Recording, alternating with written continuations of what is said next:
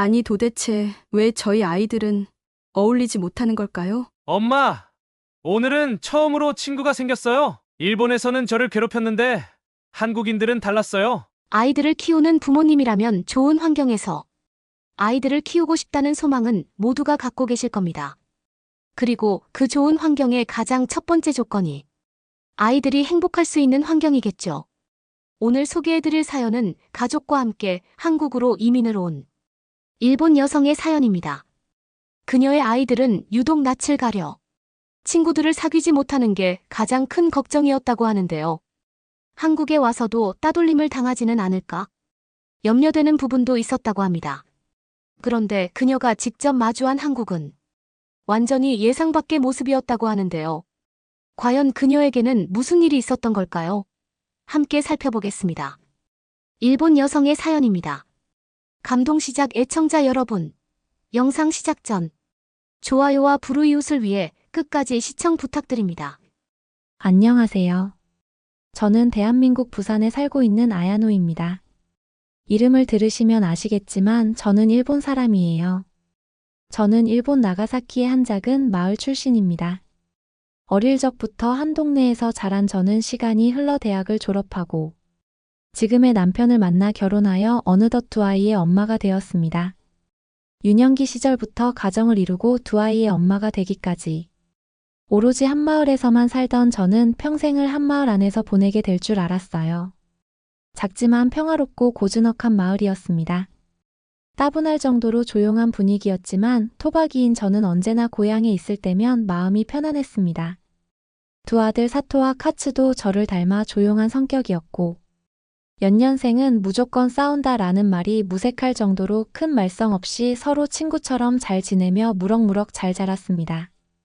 남편도 직장에서는 사원으로서 업무에 최선을 다하고 퇴근 후에는 가정에 충실한 아버지로 두 아들들과 재밌게 놀아주는 아빠로서 최선을 다했습니다.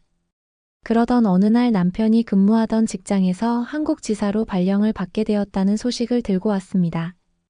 남편은 멋쩍은 웃음과 함께 머리를 긁으며 제게 말했어요. 나 아무래도 한국으로 가야 할 것 같아 사장님께서 내린 지시사항이라 달리 방도가 없을 것 같네. 솔직히 말하자면 나도 조금 당황스럽긴 해. 뭐 갑자기 한국으로 발령이 났다고 얼마나 오랫동안 있어야 하는 건데. 글쎄 뭐 아마도 적어도 1년에서 3년은 있어야 하지 않을까? 저는 고민에 잠겼습니다. 아이들은 아직 너무나도 어렸고 남편의 빈자리는 저와 우리 두 아들 모두에게 너무나도 크게 느껴질 것이 뻔했어요. 남편의 도움 없이 두 아들을 잘 키울 자신도 없었고 고작 3살, 4살 배기인 아들들에게 아버지의 부재가 결코 좋은 영향이 되지는 않을 것이라는 강한 확신이 들더라고요. 그렇지만 평생을 한 작은 마을에서 살아온 저에게 한국은 그 이름만으로 너무도 낯설고 두려운 존재였어요. 물리적으로 멀리 떨어져 있는 나라도 아니고 저 또한 TV나 다른 미디어를 통해 한국에 대한 소식을 자주 접하기는 했지만 제가 직접 가리라고는 한 번도 상상해보지 못했으니까요. 이를 어쩌면 좋나 저는 며칠간 깊은 고민에 빠졌어요. 일주일쯤 지났을까요? 이윽고 저는 결단을 내렸습니다. 우리 가족은 어디든지 함께 간다. 그렇게 2022년 11월 우리 가족은 모두가 함께 대한민국 부산로 이사를 오게 되었고 어느덧 3년이 넘는 시간 동안 계속해서 한국에서 지내고 있답니다. 사실 처음 한국으로 이사를 가기로 결정할 때만 해도 이런저런 걱정이 많았어요. 남편의 한국 지사 발령도 워낙 회사 측의 일방적인 결정이었고 온 가족이 함께 다른 나라로 거처를 옮긴다는 것은 결코 쉽지 않은 선택이었죠. 당시 두 아들 사토와 유타는 고작 3살, 4살밖에 되지 않았습니다. 언어도 다르고 음식부터 문화까지 다른 낯선 땅에 온 가족이 함께 새롭게 정착할 생각을 하니 정말 막막할 따름이었습니다. 그렇지만 눈앞에 펼쳐진 상황을 받아들이기로 결심하고 차근차근 한국어 공부부터 시작했어요. 한국의 음식, 한국의 문화 등 인터넷을 통해 한국에 대한 자료란 자료는 모두 찾아가며 아이들에게 한국에 대해 알려줬습니다. 저도 많이 부족한 실력이지만 두 아들과 함께 단어부터 공부하면서 꾸준히 연습하다 보니 조금은 한국어가 친숙해졌어요. 특히 일찍부터 한국어를 배우게 된 아이들은 날마다 한국어 실력이 눈에 띄게 성장했고요. 한국으로 떠나는 날 어머니와 아버지, 시어머니와 시아버지께 인사를 드리고 우리 가족은 한국으로 향하는 비행기에 올랐습니다. 걱정되고 두려운 마음이었지만 동시에 설레는 마음도 들었어요. 두 아들의 손을 꼭 잡고 남편과 함께 낯선 땅으로 떠난 우리 가족은 처음엔 서툴렀지만 시간이 흐를수록 점점 한국 문화에 적응하며 잘 녹아들게 되었습니다. 이젠 한국말 실력도 유창해져서 저희 가족끼리도 가끔은 한국말을 섞어가며 대화하기도 해요. 한국 음식도 어느 정도 입맛에 맞게 되어 집에서 하는 요리도 한국 요리해주는 김치찌개를, 카츠는 제가 해주는 된장찌개를 가장 좋아한답니다. 남편은 직장에서 인정받아 승진도 하고 두 아들들도 무서운 속도로 무럭무럭 잘 자라고 있습니다. 사실 처음 한국으로 거처를 옮기면서 가장 크게 걱정했던 점이 바로 저희 두 아들이었어요. 사토와 카츠는 제 어릴 적 모습을 판박이처럼 닮아 낯을 많이 가리고 일본에서 유치원을 다닐 때에도 친구들과 어울려 신나게 놀기보다는 혼자 있기 일쑤였습니다. 사토는 3세 반에서 항상 혼자 있는 아이로, 카츠는 4세 반에서 항상 혼자 지내는 아이로 이미 친구들과 학부모들 사이에서 널리 알려져 있을 정도였죠. 왕따를 당하는 것도 아닌데 왜 이리 혼자 있기를 좋아하는지 집에서는 둘이서 잘 노는 모습을 보면 안심이 되기도 하지만 바깥에서는 왜 친구들과 저렇게 어울리지 못할까 내심 고민하며 엄마로서 속상한 마음이 드는 날들도 너무 많았었거든요. 일본 유치원에서 일본 친구들과도 잘 섞이지 않은 우리 두 아들이 과연 낯선 한국 땅에서 국적과 언어도 다른 한국 아이들과 잘 지낼 수 있을지 너무 걱정되었습니다. 남편도 이러한 상황을 잘 알고 있었기에 걱정은 되었지만 회사 상황상 어쩔 수 없는 결정이니 우리 함께 희망을 갖고 기도해보자. 어쩌면 오히려 우리 사토와 카츠가 한국에서는 더 활발하게 친구들도 사귀고 즐겁게 지낼 수도 있지 않겠느냐며 저를 위로했었죠. 두 아들을 유치원에 등원시키는 첫날 두 아이의 모습이 아직도 눈에 선해요. 등원 버스에 오르는 사토와 카츠의 뒷모습을 보며 참 걱정이 많이 되었습니다. 혹시나 다른 친구들이 일본에서 온 우리 두 아들을 괴롭히거나 해코지하진 않을까? 한국말이 서투른 탓에 친구들에게 따돌림을 당하지는 않을까? 유치원에서 나오는 음식이 입맛에 맞지 않아 못 먹고 다 버리진 않을까? 일본에서처럼 또 각자의 반에서 항상 혼자 지내는 아이로 알려져 낙인 찍히지는 않을까? 두 아들이 집으로 돌아오기까지 수백 가지 고민과 걱정에 빠져 있었죠. 집에 혼자 남아 초조한 마음으로 아이들을 위해 기도했습니다. 마침내 아이들이 집으로 돌아올 시간 집 앞에서 유치원 하원 버스를 기다리는데 버스의 문이 열리자 사토와 카츠가 이전에 단 한 번도 보지 못했던 놀라울 만큼 밝은 얼굴로 엄마를 외치며 제게 뛰어왔습니다. 뒤이어 차량 도우미 선생님께서 제게 말씀하시더라고요. 안녕하세요. 어머님, 오늘 사토와 카츠가 어찌나 신나게 놀던지 저희도 사실 일본인 아이들은 처음이라 걱정이 많았었는데 그런 걱정이 무색할 정도로 너무나 즐거운 시간 보냈습니다. 한국어가 서투른 저였지만 아이들 선생님의 환한 미소를 보고 나니까 조금은 안심이 되더라고요. 저는 연신 감사합니다. 감사합니다를 반복하며 사토와 카츠의 손을 잡고 집으로 향했습니다. 집에 도착해서 두 아들에게 물었어요. 얘들아, 오늘 유치원에서 재미있었니? 그러자 두 아들이 네라고 동시에 대답했어요. 궁금해진 저는 물었습니다. 뭐가 그리 재밌었어? 그러자 사토는 친구들이 먼저 말도 걸어주고 다들 엄청 착해요 라고 대답했고 카츠는 선생님이 엄청 친절하고 자상해요 라고 대답했습니다. 동시에 대답하는 그 모습을 보니까 그전까지 품었던 고민과 걱정은 한순간에 녹아내리고 감사와 기쁨의 마음이 차올랐습니다.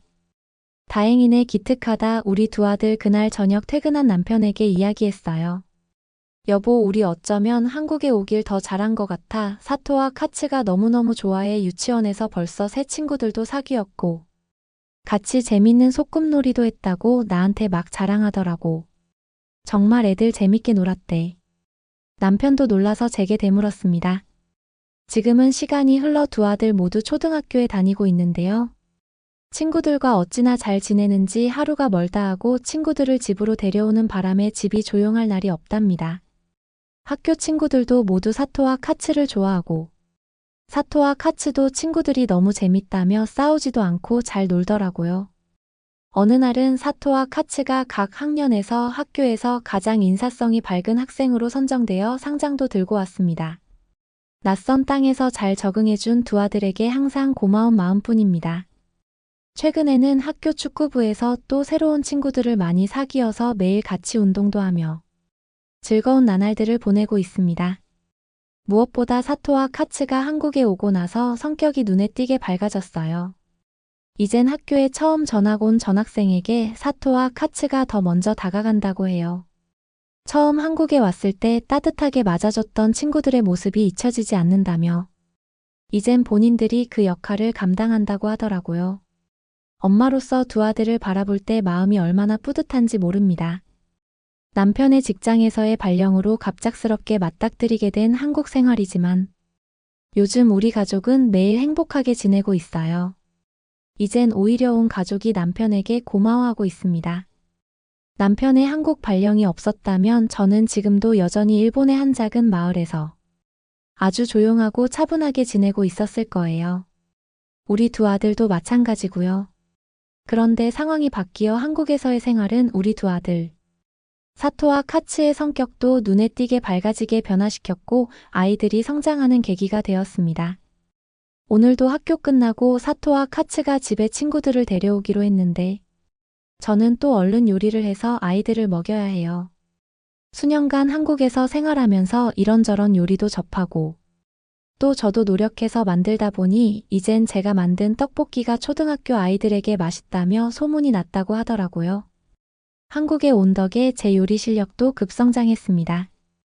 이젠 점점 더 욕심이 생겨서 매일 새로운 한국 요리를 공부하고 있고 직접 요리하며 우리 가족의 식사를 책임지고 있답니다.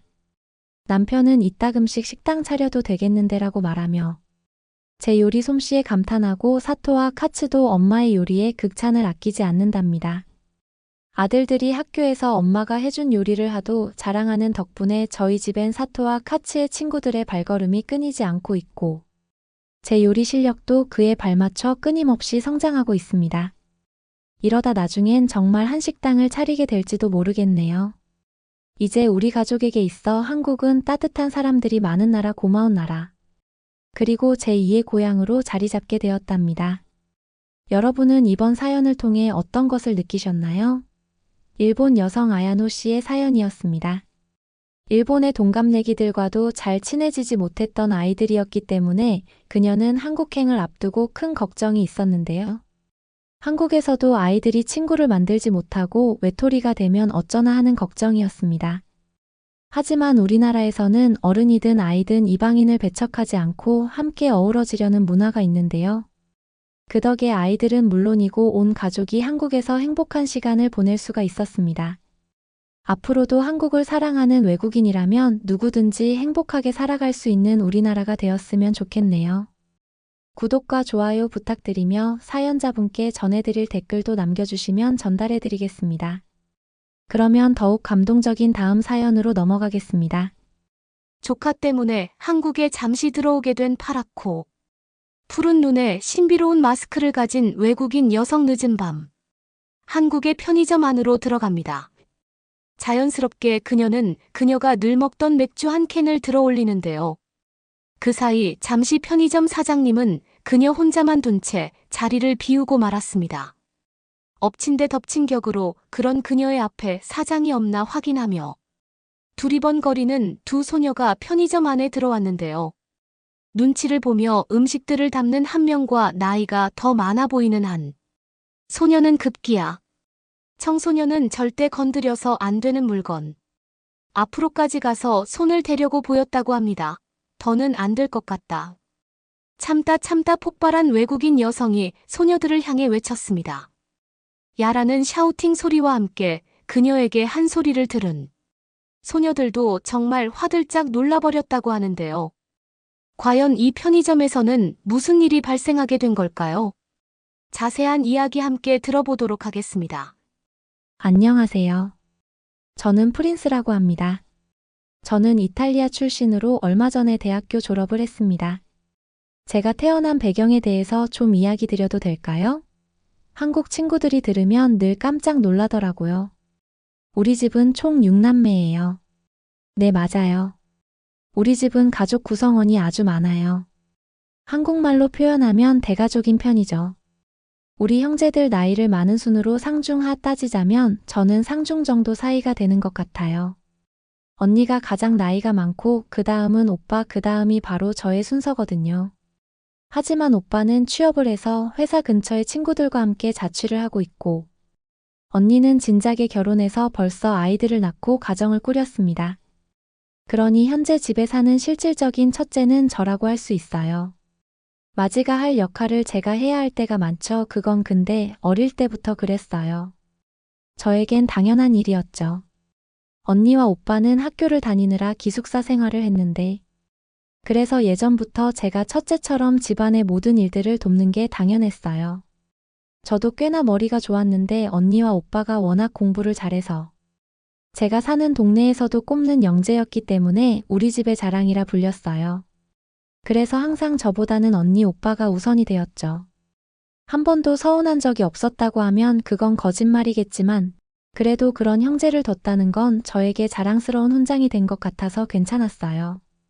부모님은 자영업을 하셨는데 두 분이 쉬시는 날이 딱히 정해지질 않았고 거의 없다시피 했어요. 그래서 자연스럽게 제가 동생들의 거의 보호자와도 같았죠. 간단한 집안일이나 육아는 거의 제 담당이었어요. 예전에는 정말 동생들 밥도 다 도와주면서 먹여야 하고 먹는 동안 흘린 걸 치우고 설거지도 하고 씻기는 것도 옷을 입는 것도 머리를 말리는 것도 다 도와줘야 했어요. 동생들이 크니까 훨씬 수월한 것 같아요. 아무튼 이런 이유로 저는 제 밑에 3명의 동생들이 동생 그 이상으로 느껴져요. 우리 형제들은 집안일도 각자 분담해서 돌아가며 하는데 그런 걸 보고 있으면 우린 마치 하나의 유기체 같아. 한 번도 큰 다툼 없이 각자 맡은 일을 돌아가며 착착 해내는 걸 보면 부모님도 뿌듯해하세요. 저희는 이게 별로 특별한 거라고 생각하지 않는데 한국 친구들은 이런 저희 집안의 스타일이 신기하게 느껴진다고 하더라고요. 그냥 이런 건 우리에겐 당연한 거라 한 번도 특이하다고 생각해 본 적이 없는데 한국 친구들이 신기하게 생각해 주니까 왠지 부끄럽기도 하고 자랑스럽기도 하고 기분이 묘하더라고요. 왜 특이한 일이 아니냐면 이탈리아에는 이렇게 형제가 많은 집이 많아요. 우리 집이 특별히 많긴 하지만 아주 보기 드문 경우는 아니죠. 아, 그리고 우리나라가 출산율이 높은 나라 중에 꼭 들어가는 곳이긴 해요.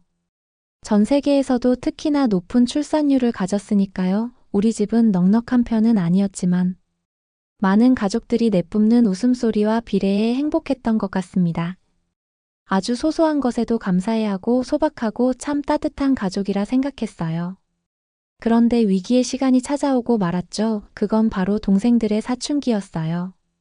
애들이 중학생이 되고 고등학생이 되면서부터 제가 알던 동생들이 아닌 것 같았죠. 매사에 짜증을 내고 우리 집에 항상 지키던 각자 맡은 일들을 하는 것도 짜증내며 하기 싫다고 했습니다. 게다가 본인들은 따로 방이 없냐며 쉽게 바뀔 수 없는 문제들의 말도 안 되는 억지를 부리기 시작했어요. 좋은 말로도 타일러 보고 왜 그러는지 들어보려고 했는데 저랑 이야기 자체를 하기 싫어했죠. 그냥 하루 종일 휴대폰을 쳐다보거나 이어폰을 끼고 있어서 대화를 거부했는데요. 그때 정말 막막하더라고요. 저의 중학생 때와 고등학생 때를 돌이켜보면 저런 투정 한 번 낼 시간도 없이 동생들에게 최선을 다했던 것 같은데 어떻게 제 마음도 모르고 그동안 지난 시간들도 다 잊고 저럴 수가 있는 건지 서운하고 배신감마저 들었어요. 동생들이 하지 않는 집안일은 고스란히 저에게 넘어져 왔고 저도 문득 짜증이 났죠. 도대체 나만 왜 이래야 돼 하던 집안일을 집어 던지고 나와버린 적도 있습니다. 그런데 막상 갈 곳이 있는 것도 아니고 그걸 안 해두고 나면 집에 와 고생하시는 엄마가 할 게 뻔한데 미안해서 다시 또 하게 되더라고요. 제가 화가 난 원인이 동생들이지 부모님은 아니잖아요. 엄마는 저를 늘 안타까워하셨어요. 공부도 꽤 잘해서 대학교도 우리 지역에서 가장 좋은 곳으로 갔고 전액 장학금을 놓치지 않게 다녔던 제가 아직도 여전히 집안일에 관여하고 신경 쓰고 있어야 한다는 사실을 미안해하셨죠. 부모님은 늘 저에게 혼자 살아도 괜찮다고 더 큰 도시로 나가라고 권하셨지만 그러면 부모님이 고생할 게 뻔히 보이니까 괜찮다고 말했어요. 대학 졸업을 마치고 한국으로 여행을 준비하고 있던 중이었어요. 시간을 좀 가지면서 진지하게 이제 취업 준비를 하며 앞으로 어떤 일을 하고 살지 점점 진지하게 골라야 할 때가 찾아왔습니다. 저는 이런 큰 고민이 있을 때마다 조언을 구하는 사람이 있는데 그건 바로 우리 형제의 진짜 첫째인 언니였어요. 언니도 볼 겸 조언도 구할 겸 가장 시내에 있는 언니네 집에 놀러 가게 됐습니다.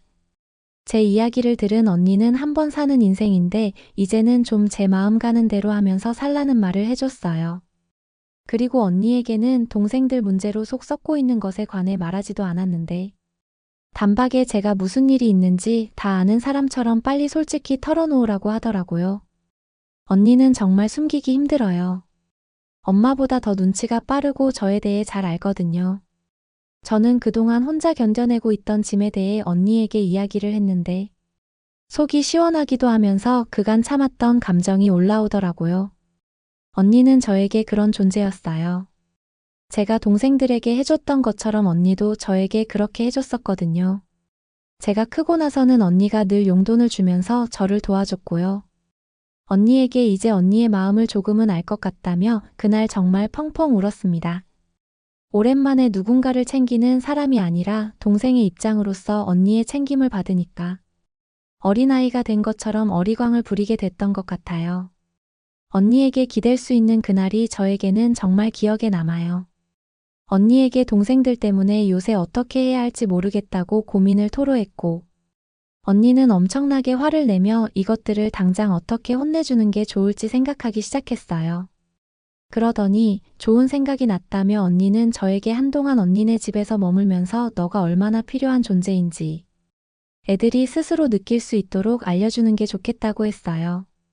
그러곤 엄마에게 전화해서 일주일간 여기 있다가 보내겠다고 잘 설명해줬죠. 우리 집에서 언니의 말은 거의 법처럼 여겨지기 때문에 엄마도 당연히 그러라고 해주셨죠. 갑자기 방학이 생긴 것 같아 솔직히 좋았던 것 같아요. 엄마 생각에 마음이 좀 불편하긴 했어도 모처럼 저의 인생에서 잠시 벗어나와 있는 것 같아서 자유로웠던 것 같아요. 그리고 오직 저의 입장에서 생각해주고 행동해주는 언니에게 고마운 마음이었죠. 오랜만에 언니와 지낼 수 있다는 사실도 기뻤지만 누군가에게 이렇게 기댈 수 있다는 사실이 저의 마음을 안아주는 것처럼 느껴지더라고요. 언니랑 추억을 많이 쌓고 즐거운 시간들을 지내고 싶은데 아쉽게도 언니는 그 기간이 회사에서 가장 바쁜 기간이라 많은 시간은 보내지 못할 것 같다고 했어요. 언니는 회사에서 중요한 직책이라 비우기가 어렵거든요. 언니는 제가 본 사람 중에 가장 멋진 워킹맘이라고 할 수 있어요. 비록 지금은 언니의 저의 조카 수가 한국으로 유학을 가 있는 중이라 언니와 오붓한 시간이 주어질 수 있었죠. 타이밍이 참 좋다고 생각했어요. 형부는 아침 일찍 나갔다가 아주 밤늦게 퇴근을 해서 만날 일이 거의 없었고요. 그렇게 저는 언니네서 편하게 잘 지냈어요. 언니가 용돈도 넉넉히 줘서 평소에 하고 싶던 걸 할 수 있는 기간이었죠. 언니네 집이 위치하는 곳은 이탈리아에서도 사람들이 많이 살고 싶어 하는 동네이자 번화한 여기는 로마에 위치하고 있는데 제가 다녔던 대학교와도 멀지 않아 저에게는 익숙한 곳이에요. 밀라노는 우리나라에서도 가장 고급스러운 곳 중 하나라서 쇼핑을 하는 곳들이 정말 많습니다. 그리고 예술과 문화의 중심지로 갤러리나 전시회 같은 다양한 예술가들이 모이는 곳이기도 해요. 대중교통도 가장 잘 발달한 곳이라 친구들과 약속이 있거나 하면 거의 여기서 모이곤 하는데 그래서 이번에도 친구들과 만나기로 약속을 잡았죠. 오랜만에 밀라노에서 그간 못 보고 지내던 친구들과도 만나고 구경해보고 싶던 전시회도 가고 쇼핑센터도 구경 다닐 수 있는 날들이었어요. 오랜만에 오직 저를 위한 날들을 사는 것 같아 좋았어요. 언니는 용돈이 더 안 필요하냐며 늘 제 걱정만 해줬죠. 언니를 보며 저도 언니 같은 사람이 되고 싶다고 생각하게 만들게 해요. 언니는 인간성도 참 좋지만 능력도 정말 탁월하거든요. 언니가 다니는 회사는 한국과 무역을 하는 아주 큰 회사인데 언니는 한국어도 아주 잘했기 때문에 거기서 임원급의 높은 위치까지 갔어요. 이럴 적부터 저의 롤모델이었던 언니를 따라하다 보니 자연스럽게 한국어를 배워 언니만큼은 아니지만 저도 꽤 잘하고요. 제 동생들도 웬만한 일상 대화는 가능할 거예요. 동생들은 저처럼 공부한 건 아니지만 엄청난 케이팝과 드라마의 열혈 팬이라 자연스럽게 습득했더라고요. 이탈리아에서는 한국어를 제2외국어로 가능한 사람들이 꽤 많아요. 영어를 사용할 줄 아는 사람도 많지만 한국어를 사용할 줄 아는 사람들도 정말 많죠. 실제로 한국어를 배울 수 있는 다양한 수업들이 그 어느 나라보다 많을 거예요. 예전에는 아랍어, 독일어, 프랑스어 같은 말을 배웠다면 이제는 한국어를 배우기 위해서 혈안이 되어 있어요. 한국어 클래스를 저렴하게 배울 수 있는 나라의 다양한 제도들이 있는데 신청하는 날이면 거의 개강과 동시에 종료가 될 정도로 인기가 높아요.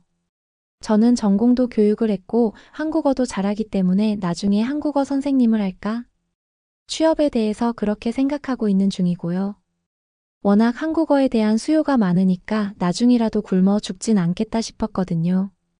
또 선생님을 하려고 하는 이유는 제가 어릴 적부터 워낙 아이들과 교류하는 일이 많았고 또 그걸 잘하고 좋아하고 있더라고요. 그래서 저는 진로를 그쪽으로 생각하고 있었어요. 언니네에서 지내는 동안 모처럼 이런저런 걱정들을 잊고 시간 가는 줄 모르고 지냈던 것 같아요. 제가 언니네에서 지내는 기간이 점점 더 길어지다 보니 동생들이 이상함을 느꼈는지 언제 오냐는 연락이 오기도 했어요.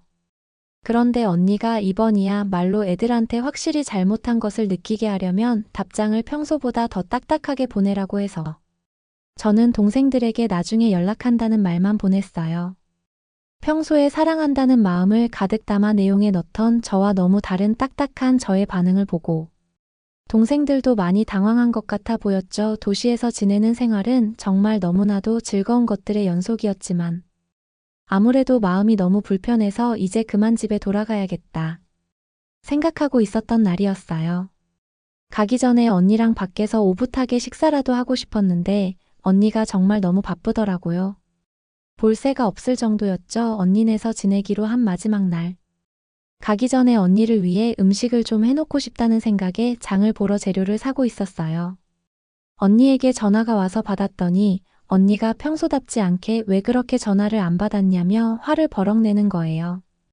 저는 마트에서 장을 보느라 정신이 팔려 진짜로 전화가 온 줄도 몰랐는데 10통이 넘게 와 있었더라고요. 이건 심상치 않은 일이 생겼음을 직감했죠. 언니에게 저는 무슨 일이냐고 침착하고 이야기해보라고 이야기했어요. 언니는 말을 더듬고 떨면서 말을 이어가질 못했는데요. 저는 괜찮다며 빨리 말해보라고 했고 그러자 처음 듣는 언니의 아이처럼 겁에 가득 질려 울먹이는 목소리를 듣게 되었어요. 언니 입에서 나온 말은 정말 놀라버렸어요. 언니의 딸이 많이 아프다면서 어떻게 해야 하냐고 이성을 잃은 것처럼 울먹였죠. 언니가 지금 당장 가고 싶지만 언니도 형부도 회사에서 중요한 결정을 앞두고 있어서 당장 가기도 어렵지만 한국으로 가려면 비자도 발급받아야 하는데 어떻게 하냐고 도저히 방법이 없다면서 정말 많이 울었습니다. 전화 너머로 우는 언니의 목소리를 들으며 정말 마음이 많이 아팠어요. 그런 목소리는 들어본 적이 없었죠. 저에게는 늘 강한 모습만 보여줬으니까요. 그런 목소리를 들으니 언니를 위해 뭐라도 해주고 싶었어요. 늘 언니가 저를 위해 희생했지 제가 언니를 위해 무언가를 해줘 본 적이 없었으니까요. 저에게 좋은 생각이 스쳤습니다. 저는 한국으로 여행을 가려고 했던 터라 비자가 있었거든요. 그래서 당장 갈 수 있었어요. 언니에게 제가 가본다고 말하자 언니는 너무 고맙다며 항공을 바로 예약해 줄 테니 부탁 좀 하겠다고 했어요. 언니가 부모님에게도 설명해 준다고 해서 저는 장 보던 상황을 마무리하고 언니 집으로 가 챙길 수 있는 것들을 빠르게 챙겨 떠날 준비를 했어요. 언니가 구해준 비행기표는 당장 그날 저녁에 출발할 수 있어서 빨리 서둘러야 했거든요. 다행히 저는 여권 같은 중요한 것들을 항상 가지고 다니는 습관이 있어서 바로 떠나는데 완벽한 상태였어요. 마치 운명처럼 제가 여기로 온 게 다 무언가가 이끌어서 온 것 같은 기분이 들었죠. 공항에 잘 도착하고 출발하기 전 엄마에게 전화를 드렸어요. 장사하시고 계실 때는 원래 연락이 잘 안 돼서 전화 통화를 하지 못한 채 저는 한국행 비행기에 몸을 싣게 되었습니다. 그래서 예정보다 좀 빠르긴 했어도 원래 한국으로 여행을 갈 생각이었기 때문에 조금 빨리 가게 된 거라 생각하기로 했어요. 오랜만에 조카도 볼 수 있고 좋았죠. 조카는 특히나 저에게 특별한 이유가 어릴 때 저를 정말 많이 닮았거든요. 언니와 제가 닮긴 했는데 조의 얼굴은 좀 더 저와 분위기가 닮았다고 했죠. 성향도 비슷해서 조와 어릴 때 언니네 놀러 가면 저랑 헤어지지도 않으려고 했어요. 엄마만큼 저를 잘 따르고 좋아했죠. 하긴 엄마랑 닮아서 그렇게 느낄 수도 있겠어요. 그리고 조는 언니를 닮아서 머리가 상당히 좋았어요. 수학대회에 나가서 전국 1등을 하곤 했죠. 초등학생에 올라가면서 수학적으로 천재성을 인정받아 수학 교육의 강국으로 유학을 가는 게 어떤지 고민하다가 언니 회사에서 한국으로 다시 돌아간 친한 동료가 사는 집에서 홈스테이를 하며 유학을 할 수 있게 됐어요.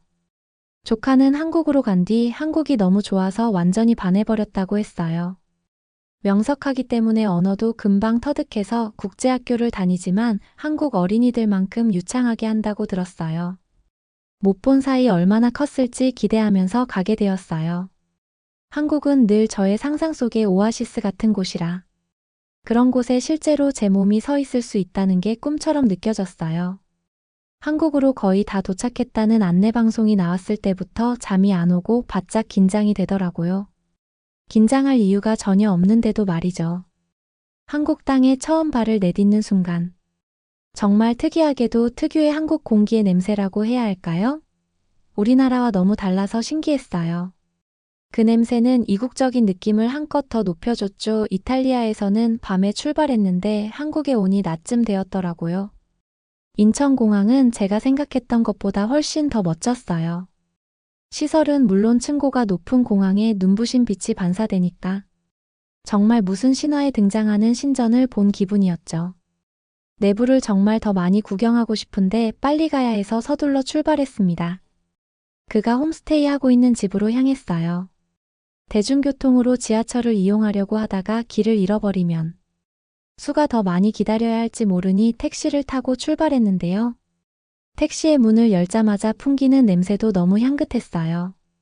확실히 한국은 너무 깨끗해서 그런지 거의 어디든 좋은 냄새가 나는 것 같아요. 택시 기사님께 주소를 말했는데 유창하게 한국어를 하는 저를 보고서 기사님이 기특하다고 하셨어요. 저는 기특하다는 그 말이 그때는 무슨 의미인지 몰라서 적어뒀다가 나중에 찾아봤는데 정말 좋은 말이더라고요. 택시 기사님이 참 친절하셨어요. 집에 도착할 때까지 가는 동안 창 밖으로 보이는 것들에 대해 설명해 주시면서 마치 저의 일대일 가이드를 자처해 주셨는데 전혀 모르던 것들까지 현지인에게 들으니 유익하고 흥미로운 시간이었죠. 창밖으로 보이는 한국의 첫인상은 그냥 잘 사는 나라다는 생각이었어요. 반짝거리는 고층 건물들 사이에 잘 가꾸어진 도로며 길들을 보는데 정말 이국적이게 느껴졌죠. 한국이 잘 사는 나라라는 건 알고 있었지만 실제 장소에 오니 그 위험이라고 해야 할까요? 기가 살짝 눌리는 듯한 기분도 들었던 것 같아요. 조카가 지내고 있다는 집에 도착해 안에 들어가면서도 분명히 고층 건물들로만 보이는데 이게 한국 사람들이 대부분 살고 있는 집의 형태라는 게 정말 부러웠어요. 게다가 오면서 봤는데 한국은 참 학교가 많더라고요. 언니가 매일 그렇게 술을 보고 싶어 하면서도 왜 술을 그렇게 한국으로 유학을 보내려고 했는지 알 것도 같았어요. 테마파크 같은 한국의 아파트에 들어가는 건 복잡했어요. 뭘 그렇게 눌러야 하는 비밀번호들이 많은지 신문물을 접하는 게 어려워서 어리둥절하고 있는데 다른 주민분의 도움으로 들어갔어요. 우여곡절 끝에 술을 만나게 되었습니다. 술을 보살펴주는 언니의 지인과도 반갑게 인사를 나눴어요. 오랜만에 보는 조카는 정말 몰라보게 많이 컸더라고요. 다행히 조카도 저를 반겨주었어요. 하지만 가장 먼저 제 눈에 띄건 바로 다친 수의 다리였어요. 어린 게 얼마나 아팠을까? 안타까운 마음에 꽉 안아주었죠. 꽉 안아주자 엄마가 생각나서 그런지 펑펑 울더라고요. 우는 모습을 보니 더 안쓰러운 수를 위해 어차피 저도 시간이 많고 수도 회복이 필요하니까 그동안 하고 싶던 걸 원 없이 함께 해주기로 했죠. 노트를 한 장 찢어 뭘 할지 정하며 적어가는데 모처럼 유쾌했어요. 대신 조카와 병원도 함께 같이 다녀주기로 했죠. 조카와 나란히 침대에 누워 자고 일어나 일상을 함께 했어요. 우리의 첫 목적지는 한국의 분식집이라는 곳이었어요. 저 정말 분식집에 와보고 싶었어요. 한국식 떡볶이를 만들어 먹어보긴 했는데 제가 잘 못하는 건지 너무 맛이 없더라고요. 그냥 사 먹기엔 엄두가 안 날 정도로 한국 분식은 현재 외국에서 고급 레스토랑이에요. 제가 여행을 가려고 세계 물가를 좀 알아봤었는데 미국에서 평범하게 한 끼 먹는데 식당 기준으로 200불 이상이 든다는 거예요. 그리고 한국식 분식점은 1000불 이상은 그냥 든다고 하더라고요. 솔직히 저처럼 대학교를 갓 졸업한 취업준비생한테는 엄청난 부담이잖아요. 그래서 집에서 분식을 만들어 봤던 거였어요. 근데 워낙 망쳐서 본토에서 먹는 분식이라니 정말 기대가 됐어요. 분식을 먹으러 들어갔는데 제가 알고 있던 메뉴보다 훨씬 더 많은 메뉴들이 있더라고요. 유튜브에서만 보던 것들을 실제로 먹어볼 수 있다는 생각에 기대가 되더라고요. 한국의 튀김들과 떡볶이 소스에 찍어 먹으면 맛있고, 특히 순대 소떡소떡이라 불리는 건 꼭 먹어봐야 한다고 하더라고요. 저는 조카에게 추천해달라고 한 메뉴들을 시켜서 먹어봤어요. 가장 먼저 떡볶이를 먹었는데 정말 맛있었어요. 그런데 좀 매웠죠. 그래도 자꾸만 손이 가는 맛이었는데. 고구마 튀김과 야채 튀김 그리고 아주 얇은 만두를 함께 먹었던 조합은 정말 잊을 수가 없는 조합이었어요. 그 다음으로는 떡꼬치 소떡소떡이라는 걸 먹었는데 한국의 떡을 먹어보는 경험이 좀 낯설어서 겁이 나긴 했어요. 너무 물컹할 것 같았거든요. 먼저 떡꼬치를 먹고 놀랐어요. 바삭거리면서 짭짤하고 달콤한데 매콤한 그 맛이 입안을 가득 채우면서 진짜 그 메뉴가 제일 기억에 남았어요. 정말 너무 맛있었거든요. 친구들에게 꼭 추천하고 싶다면 저는 개인적으로 떡꼬치라고 할 거예요. 아, 그러고 감자 핫도그 이거 정말 끝내줘요. 설탕을 겉에 묻히고 그 위에 케첩이랑 머스타드를 또 뿌리는 데와 그건 정말 어디서도 없던 맛이었어요. 그건 그냥 먹어봐야 해요. 그 다음은 빙수라는 거였어요. 2가지 타입의 빙수를 시켰는데 하나는 우유를 간 얼음에 인절미라는 콩가루와 떡, 팥이 섞인 오리지널이라고 불리는 빙수였어요. 그 옆에 있는 빙수는 생과일이 가득 올라가 있는 빙수였죠. 연유라는 소스를 위에 뿌려서 먹으라고 했는데 걸쭉한 게 좀 이상하게 느껴지고 무엇보다 빙수가 산처럼 너무 높아서 먹기가 좀 힘들었어요. 너무 커서 스푼으로 풀 때 좀 어려웠거든요. 그런데 한 입 떠먹자마자 그 노력을 해야 하는 게 확실한 음식이라는 생각이 들었어요. 정말 환상적이게 맛있더라고요. 그 외로도 한국에서 맛있게 먹은 게 수도 없이 많았어요. 한국은 모든 음식이 정말 하나도 빠짐없이 맛있었던 것 같아요. 아니 그러고 식당 사람들마다 왜 그렇게 친절한 거죠? 한국 사람들은 누구나 친절한 것 같아요. 외국에서는 말을 잘 못 알아들을 거라 생각하고 우리들 언어로 외국인 관광객을 눈앞에 두고 그 관광객의 한 이야기도 서슴없이 하거든요. 제가 한국어를 잘한다는 사실을 전혀 몰랐을 텐데 한국 사람들은 전혀 저에게 차별적인 대우를 하거나 그들끼리 저를 흉보는 어떤 말도 하질 않았어요. 한국 사람들에게 진짜 많이 감명받은 부분이에요. 그렇게 며칠을 쏘아 즐거운 날들을 보내고 언니도 제가 대신 와준 거에 대해 너무도 고마워했어요. 비자 신청을 해둬서 그것만 나오면 바로 한국에 온다고 했죠. 언니가 오기 전까지 술을 잘 봐주겠다고 약속했어요. 엄마도 워낙 술을 보고 싶어 해서 조카의 일상을 하루 종일 자주 찍어 메시지로 보내줬어요. 그런데 어느 날 저에게 틱틱거리기만 했던 동생들에게 웬일로 아주 살가운 말투로 연락이 왔어요. 언니 설마 한국이냐면서 빨리 대답하라고 저를 재촉했죠. 왜 그러냐고 그러니까 자신들이 잘못했다며 아예 한국에 가버린 거냐고 그러더라고요. 나중에 듣고 보니 엄마가 일부러 애들 버릇을 고치려고 무슨 이유 때문에 한국으로 갔는지는 이야기하지 않았다고 들었어요. 저는 영문을 모르긴 했지만 제가 사랑하는 동생들이 그렇게 진심으로 말하고 그러니까 마음이 사르르 녹긴 하더라고요. 곧 갈 거라고 가서 만나자고 했죠. 동생들은 제발 부탁 하나만 들어달라면서 본인들이 팬인 연예인과 가수들의 굿즈와 요새 그 또래에서 유행한다는 한국식 라면과 과자 화장품 리스트를 보내며 사다 줄 수 있냐고 하더라고요. 황당하긴 했지만 얼마나 고민하다가 저한테 이렇게 부탁까지 했을까? 만약 안 사가게 되면 분명히 언니가 한국 갔다고 자랑했을 텐데. 동생들이 난처해지는 걸 원하지는 않았으니 알겠다고 약속을 했어요.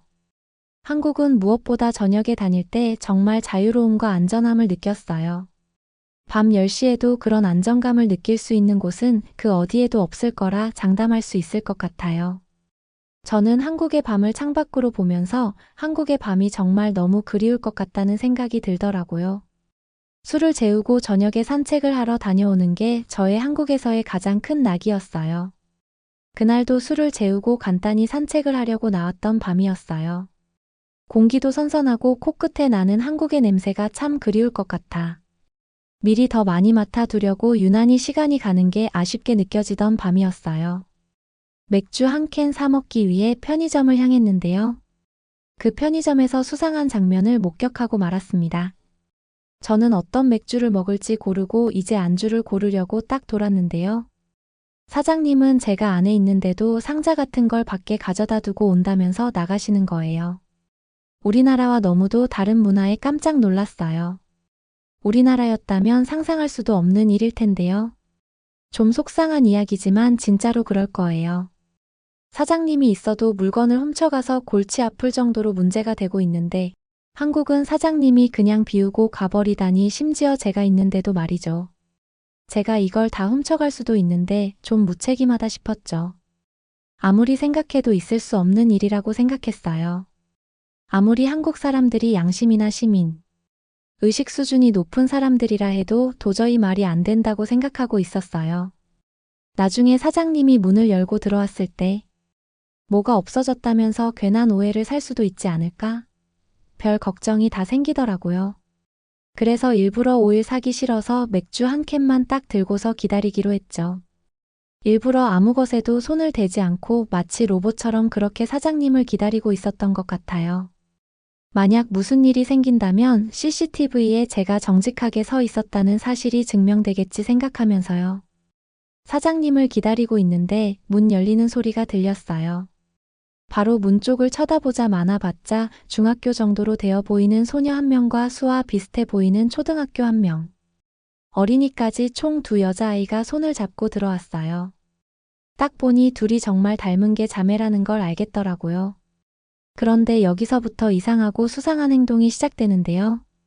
사장님이 없는 걸 확인하더니 사장님을 찾기 시작하는 눈치를 살피는 겁니다. 사장님이 없다는 걸 확인했는지 장바구니를 들어 음식을 담기 시작했어요.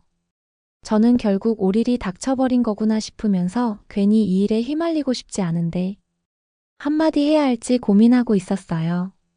그런데 그 중에 더 나이가 많은 언니로 보이는 아이가 편의점 물품 중에서도 값비싼 양주가 있는 벽 쪽으로 서서 또 여기저기 쳐다보며 눈치를 살피는 거 아니겠어요. 아, 저는 더 이상 안 되겠다. 딱 봐도 학생들인데 술까지 손대는 건 절대로 못하게 막아야겠다는 생각으로 용기를 냈습니다. 야, 너네 둘 저는 한국어로 크게 소리를 냈는데 외국인이 한국어로 이야기를 해서 그런가 진짜 화들짝 놀라더라고요. 너네 학생이 그러면 돼? 라면서 따끔하게 경고를 하려고 다가갔죠. 딱 그때 다시 문소리가 들리면서 사장님이 들어오셨어요. 저는 오해를 할까봐 사장님에게 제 이야기 좀 들어보세요 라고 하면서 말하는데 사장님이 바로 사과를 하시는 거예요. 저에게 기다리게 해서 죄송하다면서요. 여기서부터 충격적인 상황이 펼쳐집니다. 두 소녀는 밝게 사장님에게 인사를 했고 오늘 카드를 안 가져왔다면서 뭐 그런 소리를 하는 거예요. 그러곤 계산도 안 하고 나가려고 하는데 사장님은 내일 와서 하라는 소리를 하더군요. 무슨 자선사업가도 아니고 황당했어요. 사장님은 할머니 방금 들어가시더라. 내가 짐 들어드리고 오는 길이야 라고 하더라고요. 아까 박스들을 들고 어딘가로 뛰어가더니 아무래도 두 소녀의 할머니와 연관돼 있는 것 같았어요. 저는 이 상황에 꽤 깊은 인상을 받아 수해 홈스테이 가족들과 맥주를 먹으며 이야기를 나눴죠. 제 이야기를 듣더니 그거 아동급식 카드 아니야 라고 하더라고요. 저는 그게 뭔지 물었죠. 그건 바로 한국에서 혹시나 끼니를 잘 챙기지 못할 아이들을 위해 잘 못 먹고 삼지 말라고 하는 제도라고 했어요. 경제적인 빈곤에 놓여 있어도 아이들이 가장 기본적인 먹는 걱정은 덜 수 있도록 하는 제도였는데 무려 2005년부터 시작해서 거의 20년이 다 되었다는 게 한국이 얼마나 선진국인지 새삼 느껴지게 했어요.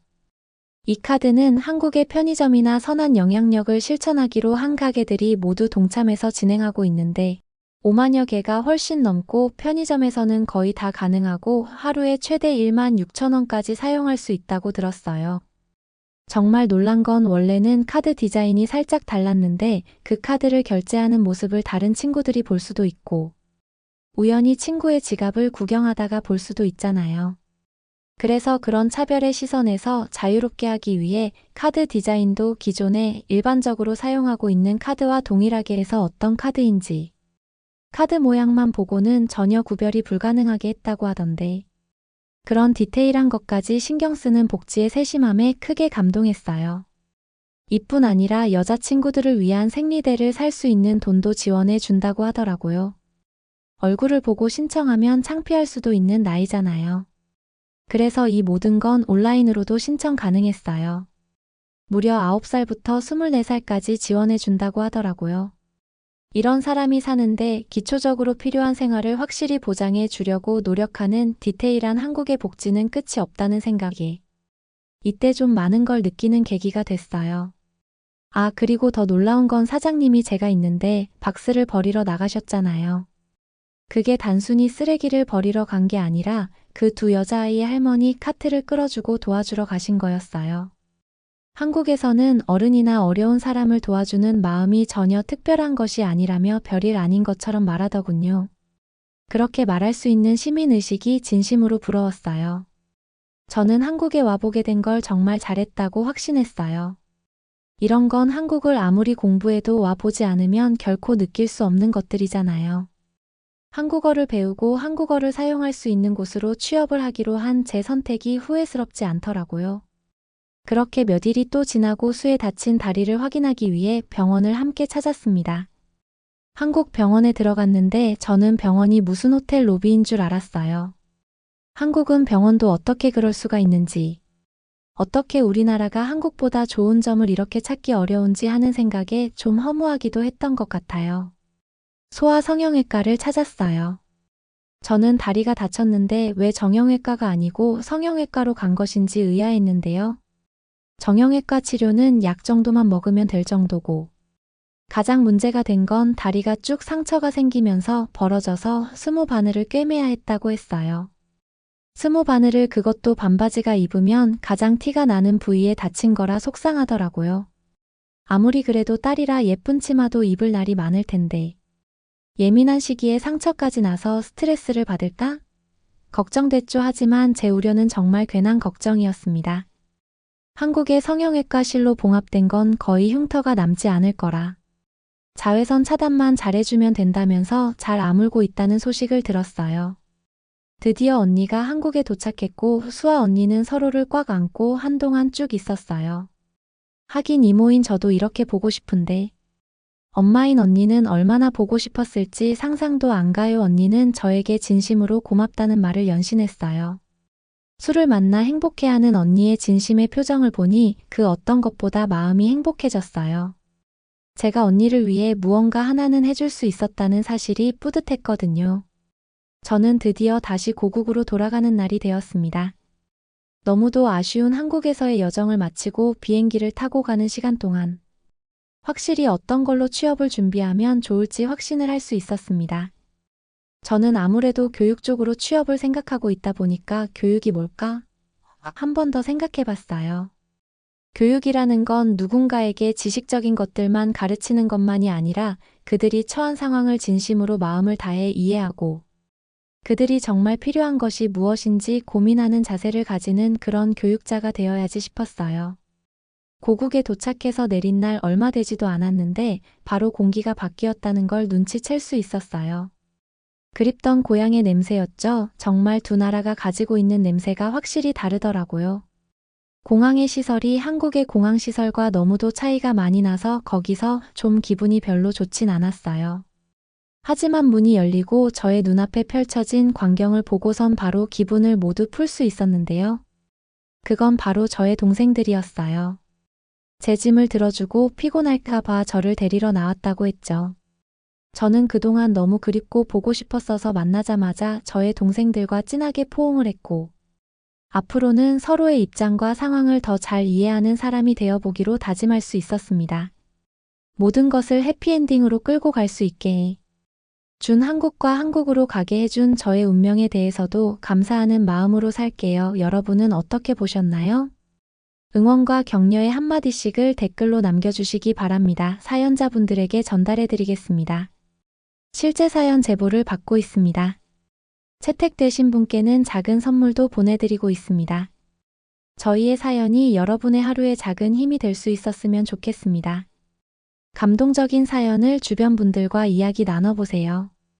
더욱더 좋은 영상으로 다시 찾아뵙겠습니다.